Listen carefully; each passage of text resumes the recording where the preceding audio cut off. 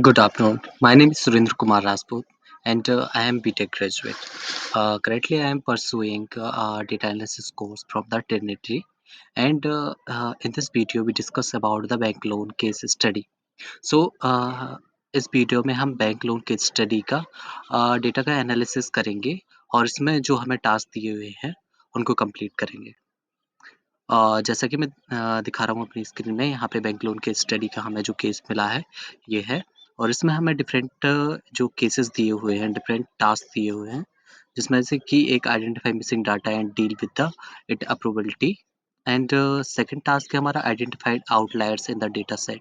Third है analyse data imbalance and fourth task हमारा है perform univariate segment univariate and vibrate analysis and हमारा last task है, हमारा फिफ्थ है identify top correlations for different scenarios. तो हम एक एक करके सबको एक्सेल सीट में आपको दिखाते हैं कि एक्सेल सीट में मैंने क्या किया है। ये हमारी फर्स्ट टेबल है जिसमें जो हमें रॉ डेटा मिला था और इसको मैंने अभी डेटा क्लीनिंग के थ्रू इसको क्लीन कर लिया है।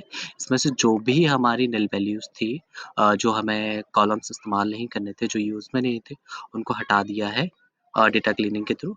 और ये हमारी नेक्स्ट टेबल है।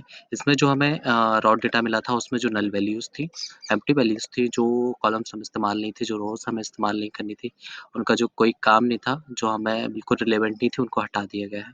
और ये हमारी नेक्स्ट शीट है, इसमें भी हमने डेटा क्लीनिंग की है और अ, ये हमारा डेटा मर्ज है।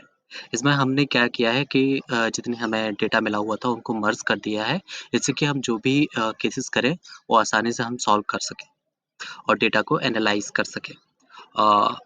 हम नेक्स्ट शीट में जाते हैं। इस शीट में हमने पिवोट टेबल का इस्तेमाल करके अलग-अलग केसेस को सॉल्व किया है। ये हमारा काउंट ऑफ टारगेट है। डिफरेंट डिफरेंट केसेस हमने एक-एक करके सॉल्व किए हैं। काउंट ऑफ टारगेट इसमें टोटल जो हमारा आया है 88 8,87,271 आया है। हमने नेम कॉन्टैक्ट टाइप इसको सॉल्व किया है by the pivot table and these all cases are solved and outliers जो हमारे थे वो भी हमने एक-एक करके सॉल्व किए हैं। और इनको डेटा विजुअलाइज़ेशन के थ्रू इसको विजुअलाइज़ करने की कोशिश की है। करके आप देख सकते हैं मैंने सब विजुअलाइज़ किया है। अब हम चलते हैं पीपीटी की तरफ। ये हमारी पीपीटी है जो मैंने तैयार की है। इसमें सबसे पहले डेटा क्लीनिंग को दिखाया गया है। ये जो हमें डाटा मिला था वो है और हमने एप्लीकेशन जो डेटा मिला था ये वो है। हमने डेटा क्लीनिंग की है। उसके बाद जो हमें हटाने थे नल वैल्यूज़ और उसके बाद मीडियन इम्प्लीमेंटेशन मीडियन कैलकुलेट किया है। उसके बाद इम्पुटेशन भी हमने कैलकुलेट मोड मीडियन किया है। ये हमने आउटलायर्स को कैलकुलेट किया है और उनको रिप्रेजेंट किया है। ये हमारा अंडरस्टैंडिंग डेटा को जो हमारा दूसरा फाइल था उसको अंडरस्टैंड किया हम। उसके बाद क्लीनिंग किया है डाटा का हमने। उसके बाद जो नल रोज़ थी उसको हटाया, मीडियन कैलकुलेट किया है। कस्टम वैल्यू इम्पुटेशन मोड इम्पुटेशन आउटलायर्स इसका हमने रिप्रेजेंट किया है। हमने डेटा इम्बैलेंस को रिप्रेजेंट किया है कैलकुलेट करके और उसके बाद आउटलायर्स को कैलकुलेट किया है सारे एक-एक करके हमने जितने भी केसेस थे सबको एक-एक करके सॉल्व किया है। सेगमेंट यूनिवेरिएट एनालाइज़ किए हैं, जितने भी यूनिवेरिएट सेगमेंट थे एक-एक करके सबको एनालाइज़ किया है। उसके बाद हमारे जो टॉप 10 डिफ़ॉल्टर्स थे ये हैं top 10 repairs and this is our की इनसाइट्स। ये हमारा जो रिजल्ट्स जो हमारे डेटा को एनालाइज़ करने के बाद हमें पता चला है कि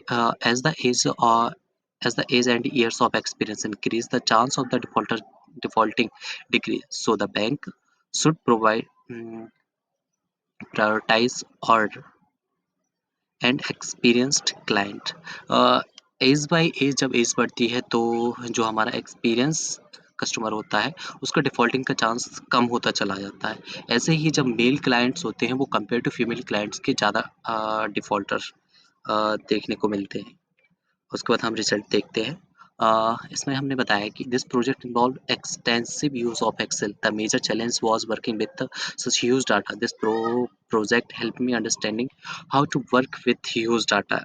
This helped me understanding how two databases are merged to analyze the details. The data in dataset involves a lot of missing data and outliers. Handling them was a task, and this project helped me understanding what to how and why of handling the outliers and null values.